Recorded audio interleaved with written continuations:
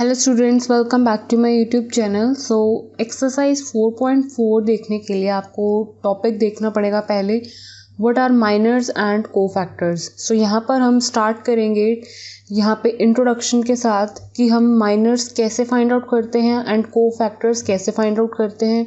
And इस topic को समझने के बाद ही हम एक्सरसाइज 4.4 कंटिन्यू करेंगे, ठीक है। सो यहाँ पर आपके पास एक डिटर्मिनेंट गिवन है लाइक दिस। तो यहाँ पर आपको पता है अभी तक बेसिक कि इसे क्या बोलते हैं, या फिर 1 2 0 -1 4 2, ये जो जितने भी आपको वैल्यूज़ दिख रही हैं आप इसको बोलते क्या हैं। सो 1 एक क्या है, एलिमेंट है, इतना तो सबको पता है, लेकिन हम इसको लिखते कैसे हैं।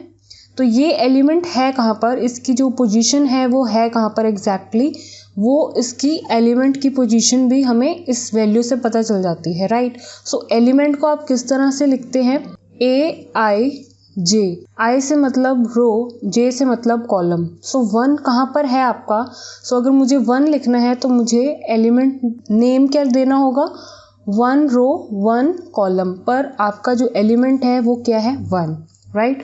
सो इतना आपको बेसिक पता होना चाहिए कि ये एलिमेंट का नेम क्या है, इस एलिमेंट का नेम क्या है एंड इस एलिमेंट का नेम क्या है। सो जैसे कि आपके एलिमेंट्स होते हैं उतने ही आपके माइनर्स और उतने ही आपके कोफैक्टर्स निकल सकते हैं एक डिटर्मिनेंट के अंदर, ठीक है। सो यहाँ पे कितने एलिमेंट्स आपके 1 2 3 4 5 6 7 8 9। सो एक यहाँ पर आपका जो ऑर्डर 3x3 ऑर्डर का जो डिटर्मिनेंट है उसमें 9 एलिमेंट्स हैं, तो इसमें 9 माइनर्स निकल सकते हैं और 9 कोफैक्टर्स निकल सकते हैं। तो सबसे पहले देखते हैं कि माइनर्स किसे कहते हैं। माइनर्स को हम डिनोट करते हैं M से, ठीक है, कैपिटल M से, ठीक है। एलिमेंट आपने देख लिया, हम उसको किससे डिनोट करते हैं, स्मॉल a i j से, ठीक है। सेम वे माइनर्स को हम किससे डिनोट करते हैं, M से। यहाँ पर क्या साथ में आएगा, I for row, J for column, ठीक है। अब यहाँ पर देखो, अगर मुझे माइनर वैल्यू चाहिए इस फर्स्ट एलिमेंट की तो मैं क्या लिखूंगी, M11, और वो निकलती कैसे है, जो वैल्यू यहाँ पर लिखी हुई है, यहाँ पर फर्स्ट रो और फर्स्ट कॉलम लिखा हुआ है, तो इस पोर्शन को हाइड करते हुए, मतलब फर्स्ट रो मुझे हाइड करनी है और फर्स्ट कॉलम मुझे हाइड करना है। सो जो एलिमेंट्स मेरे पास रिमेनिंग बचेंगे उसको आप इस तरह से लिखेंगे डिटर्मिनेंट की फॉर्म में, जो कि ऑर्डर 2x2 का डिटर्मिनेंट बन जाता है, ठीक है। सो 1 1 माइनर के लिए, माइनर 1 रो 1 कॉलम के लिए आपका जो बनेगा वो इस तरह से वैल्यू आपको देगा। सो इसको कैलकुलेट करना आपको आता है, राइट। 2x2 ऑर्डर के डिटर्मिनेंट की तरह वैल्यू ये कैलकुलेट हो जाएगी और आपकी वैल्यू क्या आ जाएगी, 4 2 8 माइनस 4 2 8। बाई चांस यहाँ पर क्या आया है, 0, ठीक है, कोई बात नहीं। अब नेक्स्ट वैल्यू आपने M11 की वैल्यू निकाल दी है, सेम वे आप इसकी भी निकाल सकते हो, M12। सो अगर M12 की वैल्यू चाहिए आपको तो उस रो को हाइड करना है और उस कॉलम को हाइड करके ही आपको वो वैल्यू देगा।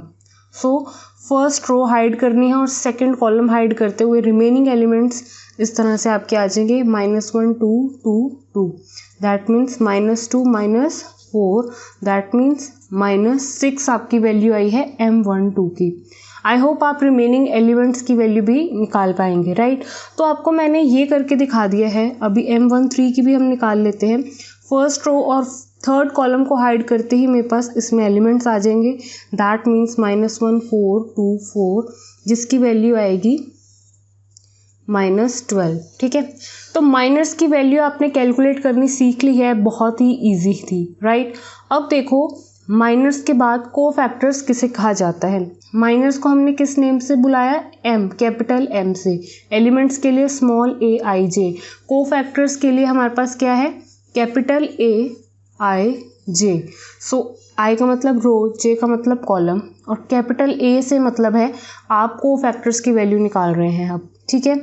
सो अब ध्यान से देखो कोफैक्टर्स की वैल्यू कैसे आती है। जब भी आपको बोला जाए माइनर्स निकालने को तो आपके पास डिटर्मिनेंट होगा, आप माइनर्स एकदम से निकाल सकते हैं, राइट।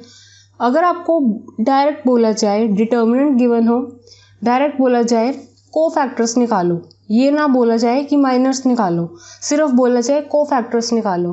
तो इतनी बात ध्यान में रख लो कि आपके पास अगर डिटर्मिनेंट है, सबसे पहले आपको माइनर्स तो निकालने ही निकालने हैं। क्यों? क्योंकि माइनर्स अगर होंगे उसी की हेल्प से आपके क्या निकलते हैं, कोफैक्टर्स। तो अगर क्वेश्चन अगर आपके पास आ जाता है डायरेक्ट कि डिटर्मिनेंट गिवन है, सिर्फ आपको कोफैक्टर्स निकालने हैं, तो इसका मतलब ये नहीं है कि आपको सिर्फ कोफैक्टर्स ही निकालने हैं, क्योंकि कोफैक्टर्स तो निकालने ही हैं, साथ में आपको उससे पहले क्या निकालना है, माइनर्स, क्योंकि माइनर्स से ही आपकी क्या वैल्यू आएगी, कोफैक्टर्स की। तो अभी यहाँ पे हम देखेंगे कि कैसे हम अपने कोफैक्टर्स की वैल्यू पाते हैं with the help of minors, क्योंकि माइनर्स की हेल्प से ही आपको कोफैक्टर्स की वैल्यू मिल सकती है। अब यहाँ पर देखो, आपने ये 3 वैल्यूज़ निकाली माइनर्स की, इन्हीं रिस्पेक्टिव माइनर्स के लिए आपने इन सब के लिए माइनर्स निकाल दिए हैं। फर्स्ट रो के फर्स्ट एलिमेंट के लिए, फर्स्ट रो के सेकंड एलिमेंट के लिए, फर्स्ट रो के थर्ड एलिमेंट के लिए, ठीक है। 3 माइनर्स आपने निकाल दिए हैं, ठीक है। आप सारे भी निकाल सकते हैं, लेकिन यहाँ पर मैं आपको सिर्फ फर्स्ट 3 एलिमेंट्स निकाल के फर्स्ट रो के दिखा रही हूँ, ठीक है। एंड उसी के ही कॉरस्पॉन्डिंग मैं आपको कोफैक्टर्स निकाल रही हूँ, ठीक है। सो यहाँ पर इसके कॉरस्पॉन्डिंग कोफैक्टर कौन सा होगा, A11। इसके कॉरस्पॉन्डिंग कौन सा कोफैक्टर होगा, A12। और इसके कॉरस्पॉन्डिंग कौन सा कोफैक्टर होगा, A13। मतलब कि सेम नेम का, ठीक है। -1 लिख रही हूँ मैं सबके आगे, और ऊपर क्या लिख रही हूँ, I+J, that means row plus column. ये हर एक कोफैक्टर को फाइंड आउट करने के लिए आप जब वैल्यू निकालेंगे कोफैक्टर के लिए, तो उसके आगे आपको लिखना ही लिखना है, ठीक है। साथ में मल्टीप्लाई क्या होगा, ये फॉर्मूला है कोफैक्टर का, एज इन, ठीक है। तो इसके साथ आपको वैल्यू क्या मल्टीप्लाई करनी है, M11 की, M12 की, और इसके साथ M13 की। क्यों? क्योंकि अगर आप A11 दैट मीन्स कोफैक्टर किसका निकाल रहे हैं, 11 का, तो आपको अब देखा यहाँ पे क्लियर पता चल रहा है कि जब तक आपके पास माइनर की वैल्यू नहीं होगी आप कोफैक्टर नहीं निकाल सकते। क्यों? क्योंकि कोफैक्टर निकालने के लिए आपको माइनर आपको फॉर्मूले में ज़रूर चाहिए। तो जब तक आप माइनर पहले नहीं निकाल लेते, कोफैक्टर आप नहीं निकाल सकते। तो ये आपका है फॉर्मूला कोफैक्टर्स फाइंड आउट करने के लिए। माइनर्स का तरीका अलग था, जो कि मैंने आपको बता दिया है। जो वैल्यूज़ आपको चाहिए माइनर के लिए, वो आपको रो कॉलम हाइड करके रिमेनिंग एलिमेंट्स आपके 2x2 ऑर्डर के डिटर्मिनेंट में आपकी वैल्यू आ जाएगी, ठीक है।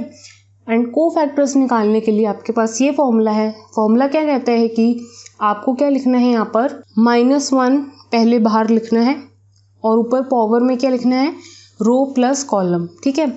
और साथ में क्या मल्टीप्लाई होगा, उसके कॉरस्पॉन्डिंग का माइनर, ठीक है।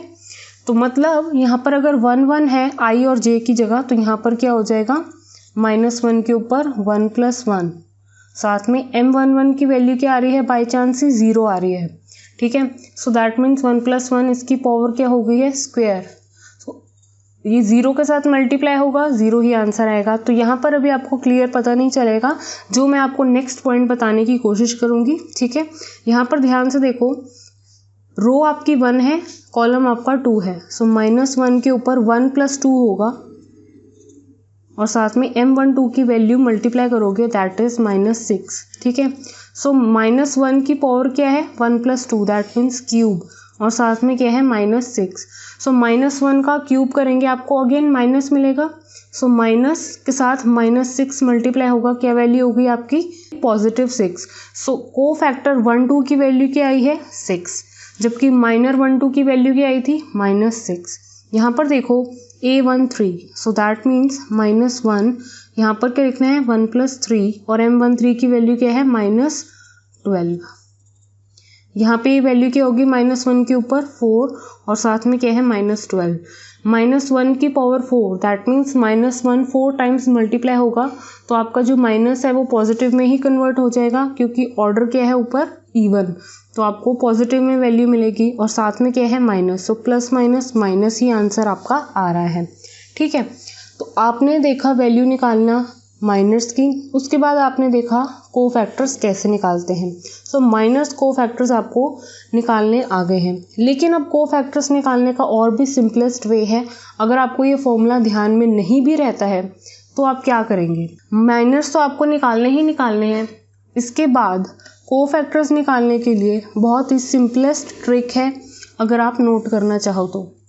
सो A11, A12, A13 without formula देखो, आपको पता है M11 की वैल्यू क्या आएगी 0, M12 की वैल्यू क्या आई है -6 और M13 की वैल्यू क्या आई है -12। तो वो वैल्यू तो आप उठा के लिख ही दो।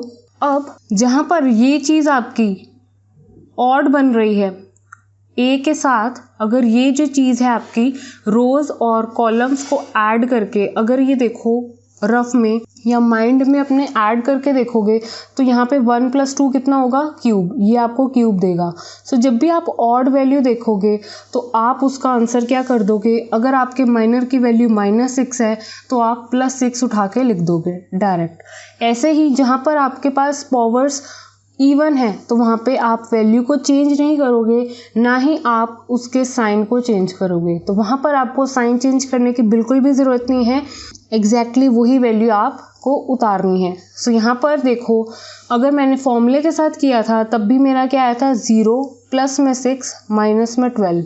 अगर मैं विदाउट फॉर्मूला देखती हूँ, सिर्फ आपको अगर ये ध्यान में रखना है, ध्यान में क्या रखना है कि जहाँ पर आपके कोफैक्टर का यहाँ पर ऑड वैल्यू बन जाती है, सपोज अगर मेरे पास होता 2, 3, ठीक है, तो 2 + 3 कितना होता है 5, तो ये क्या है ऑड बन रहा है। सो दैट मीन्स अगर यहाँ पे बाई चांस M23 की वैल्यू नेगेटिव आ रही होती या फिर पॉजिटिव मान के चलो पॉजिटिव आ रही होती, सपोज 4 आ रही होती -23 की वैल्यू, तो आप A23 वैल्यू क्या लिखते -4, मतलब साइन को क्या कर दोगे अपोजिट, ठीक है। तो ये है आपकी एक ट्रिक छोटी सी, अगर आपको ध्यान में रखना है, अगर आपको फॉर्मूलाज नहीं पता है तो। सो इसके बाद 2 इम्पॉर्टेंट रिजल्ट्स हैं जिसके बिना ये टॉपिक जो है आपका इनकम्प्लीट है, ठीक है। सो वो देखते हैं। सो यहाँ पर ध्यान से देखो, एलिमेंट किसे कहते हैं ये मैंने अभी आपको बताया AIJ को, और कैपिटल A के लिए क्या है, इसको अगर ध्यान से देखो तो इसको क्या कहोगे कोफैक्टर्स, इसको क्या बोलोगे स्मॉल a को एलिमेंट्स। इतना डिफरेंस आपको पता चल चुका है। और कैपिटल M को क्या बोलोगे माइनर्स, ठीक है, इतना आपको डिफरेंस पता चल चुका है। अब यहाँ पर ध्यान से देखो, विदाउट रीडिंग स्टेटमेंट सबसे पहले मैं आपको ऐसे बताती हूँ, फिर उसके बाद आपको रीड भी करके बता दूंगी, ठीक है। अगर आपके एलिमेंट्स की वैल्यू अगर मल्टीप्लाई हो रही है सेम कोफैक्टर्स के साथ, यहाँ पे A11 उसी कॉरस्पॉन्डिंग कोफैक्टर के साथ मल्टीप्लाई हो रहा है, यहाँ पर A11 भी है, राइट। सो मतलब अगर एलिमेंट्स की वैल्यू मल्टीप्लाई होती है सेम कोफैक्टर्स के साथ और बाद में ऐड हो जाते हैं, तो वो आपको क्या देते हैं डिटर्मिनेंट की वैल्यू। तो कुछ ना कुछ आपकी वैल्यू ज़रूर आती है डिटर्मिनेंट की, वो आपको देते हैं वैल्यू ऑफ डिटर्मिनेंट। यही बात अगर मैं कहूँ कि अगर आपके पास एलिमेंट्स हैं, अगर वो डिफरेंट कोफैक्टर्स के साथ मल्टीप्लाई होकर ऐड होते हैं तो उनकी वैल्यू हमेशा क्या आनी है 0, ठीक है। तो ये आपने 2 बातें ध्यान में रखनी है। Value of a determinant obtained किस तरह से, by the sum of product of elements of a row column with corresponding cofactors, ठीक है। एलिमेंट्स रो कॉलम्स, या तो आप रो ले लो या तो कॉलम ले लो, तो वो किसके साथ मल्टीप्लाई होने चाहिए, फिर बाद में ऐड होने चाहिए विद द कॉरस्पॉन्डिंग कोफैक्टर्स, तब तो वो क्या देंगे आपको वैल्यू डिटर्मिनेंट की। यही बात अगर आपके एलिमेंट्स रो या कॉलम के मल्टीप्लाई हो जाएं विद कोफैक्टर्स ऑफ एलिमेंट्स किसी और रो कॉलम के, देन देयर सम इज 0, तब उनका सम क्या आना है हमेशा 0। नाउ लेट्स सी एक्सरसाइज 4.4, ताकि जो आपके डाउट्स हैं वो और भी अच्छे से क्लियर हो जाए, ठीक है। सो क्वेश्चन नंबर 1 से 2 में आपको सिर्फ माइनर्स और कोफैक्टर्स की वैल्यू निकालनी है। सो क्वेश्चन नंबर 1 मैं सॉल्व करूंगी, क्वेश्चन नंबर 2 आप खुद कर सकते हैं। एंड सॉल्व्ड एग्जांपल्स एक्सरसाइज 4.4 के भी बहुत इजी हैं। अगर आप एक्सरसाइज समझ लेते हैं तो आपके लिए सॉल्व्ड एग्जांपल्स करने एक्सरसाइज 4.4 के बहुत इजी हो जाते हैं, ठीक है। और आप खुद भी कर सकते हैं, बिकॉज इस एक्सरसाइज के बाद मैं नेक्स्ट टॉपिक अपलोड करूंगी, that is for exercise 4.5, that is how to find adjoint. So यहाँ पर मुझे इसके माइनर्स और कोफैक्टर्स दोनों निकालने हैं। सो कोफैक्टर्स आपको निकालने हो या ना हो, माइनर्स तो आपको निकालने ही निकालने हो। सो माइनर्स देखो इस एलिमेंट का माइनर, दैट मीन्स 1 1। ये एलिमेंट कहाँ पर है? फर्स्ट रो फर्स्ट कॉलम, तो M11। सो दैट मीन्स ये और ये पोर्शन को हाइड करने पर ही मेरे पास क्या वैल्यू आई है? 3। और 1 ऑर्डर का डिटर्मिनेंट बन रहा है, राइट? तो यहाँ पे 3 ही वैल्यू आने वाली है। यहाँ पर देखो नेक्स्ट एलिमेंट के लिए मैं माइनर निकाल रही हूँ, that means M12। So that means इस रो कॉलम को हाइड करेंगे तो वैल्यू क्या आएगी? 0। नेक्स्ट इस एलिमेंट के लिए मैं माइनर निकाल रही हूँ, तो ये हाइड करेंगे तो -4, दैट मीन्स अगेन -4। ऑर्डर 1 के डिटर्मिनेंट को सॉल्व करते हो तो आपको वही वैल्यू मिलती है। आई होप ये आपको पता है, मैंने इंट्रोडक्शन वीडियो में आपको बताया था। M22 माइनर निकाल रही हूँ, सो दैट मीन्स ये पोर्शन हाइड करना है, वैल्यू क्या आएगी आपकी? 2। तो जैसे कि आपने देखा माइनर्स निकालने बहुत इजी हैं और कोफैक्टर्स निकालने और भी इजी लगते हैं मुझे। क्यों? क्योंकि मुझे अगर मैंने आपको ट्रिक बताई है तो अगर आपके माइंड में है वो तो बहुत ही इजी है। जो इवन वैल्यूज़ हैं यहाँ पे 1 + 1 क्या है? 2, दैट मीन्स इवन बनेगा, राइट? तो आपकी वैल्यू क्या आएगी? Same as minor. तो सेम आप ये वैल्यू उठा के यहाँ लिख सकते हो। जहाँ पर ऑड है वहाँ पर आपकी वैल्यू क्या हो जाती है? यहाँ पे तो बाई चांस 0 है तो 0 ही रहेगा, नहीं तो अगर यहाँ पे पॉजिटिव वैल्यू होती तो उसका हम नेगेटिव उठा के लिखते, और नेगेटिव वैल्यू होती तो हम उसका पॉजिटिव उठा के लिखते। अब यहाँ पे 2 1 अगेन क्या है? ऑड है, तो यहाँ पे -4 है, तो यहाँ पे मैं सिर्फ 4 उठा के लिखूंगी, क्योंकि फैक्टर्स में ऑड पोजीशन की जगह वैल्यू क्या आ जाती है? Opposite sign. यही है आपका कोफैक्टर्स की वैल्यू फाइंड करने का इजी मेथड। अदरवाइज आपको मैंने फॉर्मूला भी बताया है, ठीक है? और 2 क्या है आपका? Obviously even, that means 4। तो आपकी ये एज इट इज़ माइनर की तरह वैल्यू आ जाएगी। तो ये थे मैंने आपके निकाल के दिए माइनर्स, और ये थे आपके कोफैक्टर्स। सेम इस तरह से आप इसके भी निकाल सकते हैं, राइट? M11 को हाइड करोगे D आएगा, that means D। M21 that means ये हाइड करोगे, वैल्यू क्या आएगी? B। Sorry M12, right? So M12 first row second column, that means B, ठीक है? यहाँ पे 2 1, that means second row first column, so value क्या आएगी? C एंड M22, ठीक है? तो ये वैल्यूज आई हैं आपके माइनर्स की। अब इसी तरह से आप क्या निकाल लेंगे? कोफैक्टर्स, जो कि बहुत ही इजी है। जहाँ पर इवन है तो वहाँ पे D लिख दो, यहाँ पे A आ जाएगा बिकॉज साइन चेंज नहीं होगा। यहाँ पे ये वैल्यू क्या बन रही है? ऑड, तो यहाँ पे माइनस B हो जाएगा, यहाँ पे भी -C हो जाएगा। आई होप आपको क्लियर हो गया होगा, right? Now let's see question number 3। बहुत ही इंपॉर्टेंट क्वेश्चन है आपका question number 3 and question number 4, जिसमें आपसे पूछा जा रहा है आपको कोफैक्टर्स की मदद के साथ ही क्या निकालना है? डिटर्मिनेंट की वैल्यू निकालनी है यूजिंग सेकेंड रो, ठीक है? कोफैक्टर्स का यूज करते हुए of the element second row के साथ आपको इवेल्युएट करना है इस डिटर्मिनेंट को। तो ये आपने कभी किया नहीं है पहले, तो let's see how to do that, ठीक है? सबसे पहली बात, सेकेंड रो के एलिमेंट्स के साथ ही आपको निकालना है, यूज करने हैं आपको कोफैक्टर्स, और एलिमेंट्स किसके? सेकेंड रो के। तो वैल्यूज क्या आपकी आएंगी? सेकेंड रो के एलिमेंट्स आएंगे और उसी की क्या आएंगे? कोफैक्टर्स। सेकेंड रो के एलिमेंट्स का नाम क्या है? यहाँ पे इसको क्या बोलोगे? A21। 0 को क्या बोलोगे? A22। और इस एलिमेंट को क्या नाम दोगे? A23, right? और इसी के कॉरस्पॉन्डिंग आपके कोफैक्टर्स इसके साथ मल्टीप्लाई होंगे और फिर ऐड होंगे, बिकॉज मैंने अभी आपको रिजल्ट बताया था कि अगर सेम एलिमेंट्स के साथ साथ उनके सेम कॉरस्पॉन्डिंग फैक्टर्स आपस में मल्टीप्लाई हो जाते हैं सेम नेम के और बाद में ऐड हो जाते हैं, तो आपको क्या मिलती है? डिटर्मिनेंट की वैल्यू, जो कि आपसे बोला गया है निकालने को, ठीक है?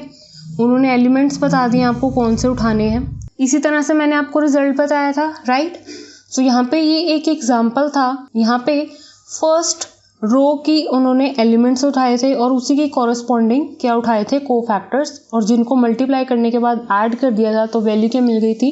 डिटर्मिनेंट की। तो आई होप आपको अब समझ आ गया हो क्वेश्चन 3 क्वेश्चन 4 को हम कैसे सॉल्व करने वाले हैं, ठीक है?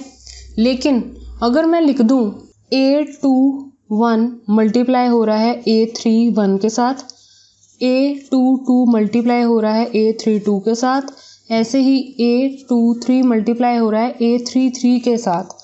कहने का मतलब है अगर ये आपके एकदम डिफरेंटली मल्टीप्लाई हो रहे हैं, एलिमेंट्स अलग ले रहे हैं, कॉरस्पॉन्डिंग किसी और रो के उठा रहे हैं और बाद में इनको ऐड कर रहे हैं, तो आपका आंसर क्या आना है 0। आई होप आपको डिफरेंस पता चल गया हो। सेम होंगे तो आंसर आएगी वैल्यू डिटर्मिनेंट की, अलग अलग होंगे तो आंसर आपका हमेशा क्या आना है 0। तो यहाँ पे हमें क्वेश्चन 3 में इवेल्युएट करना है, डिटर्मिनेंट की वैल्यू जानना चाहते हैं यूजिंग सेकेंड रो के एलिमेंट्स के साथ विद द हेल्प ऑफ को फैक्टर्स। तो वो मैंने आपको बता दिया है, आपको वैल्यू क्या क्या चाहिए, अल्टीमेटली फाइंड क्या क्या करना है आपको। A21 multiply with A21 plus A22 multiply with A22 plus A23 multiply with capital A23। ये वैल्यूज़ अगर आपको पता चल जाती हैं तो आपकी वैल्यू क्या आ जाती है डिटर्मिनेंट की, मतलब आपका आंसर आ जाता है। अल्टीमेटली आपसे क्वेश्चन 3 घुमा फिरा के ये पूछना चाह रहा था, ठीक है। सो अब आपको पता है एलिमेंट्स की वैल्यू तो पता है, A21 की वैल्यू क्या है 2, A22 की वैल्यू क्या है 0, ऐसे ही A23 की वैल्यू क्या है 1, ठीक है। को फैक्टर्स की वैल्यू आपको क्या है निकालनी है, लेकिन को फैक्टर्स निकालने से पहले आपको मैंने बताया था माइनर्स का निकालना बहुत इंपॉर्टेंट है। तो इसी के रिगार्डिंग, इसी के कॉरस्पॉन्डिंग माइनर्स निकालो। दैट मीन्स मुझे M21 चाहिए, M22 चाहिए और माइनर कौन सा चाहिए M23, क्योंकि अगर मुझे माइनर पता चल जाता है तो को फैक्टर तो आपके इजीली आ ही जाते हैं। तो यहाँ पे मैं क्या लिखूँगी, को फैक्टर की वैल्यू, जिसमें कि सिर्फ मुझे साइन का ही चेंज करना होता है जहाँ पर ऑड बन रहा हो, ठीक है, बाकी तो एज इट इज़ ही वैल्यू आपकी आती है। अब यहाँ पर M21 की वैल्यू क्या आएगी, इस रो को हाइड करेंगे, फर्स्ट कॉलम को हाइड करेंगे 3823। सो अभी मैं यहाँ पे रफली कैलकुलेट कर रही हूँ 3823 को, that is 9 minus 16, that means -7 आपकी वैल्यू आ रही है, ठीक है। M22 को सॉल्व करने पर मेरे पास क्या वैल्यू आएगी 7, ऐसे ही M23 को वैल्यू सॉल्व करने पर मेरे पास पॉजिटिव में वैल्यू आएगी।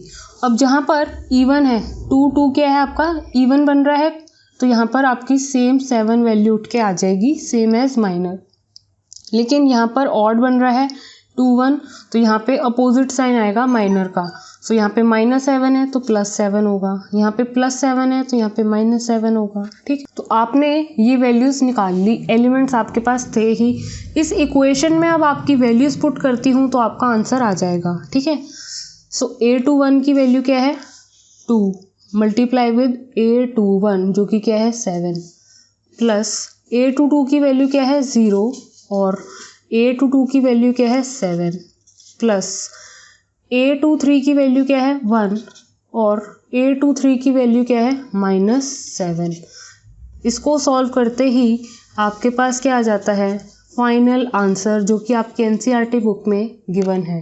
सो क्वेश्चन 3 का आंसर 7 कैसे आया, तो ये बहुत ही इजी और इंटरेस्टिंग टॉपिक था। अगर आपको रिजल्ट समझ आ गया है तो आप ये क्वेश्चन कर सकते हो।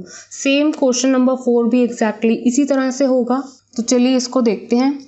यहाँ पर आपके पास ये डिटर्मिनेंट है, यूजिंग अगेन को फैक्टर्स, किसके एलिमेंट्स कौन से उठाने हैं, थर्ड कॉलम के अब उठाने हैं।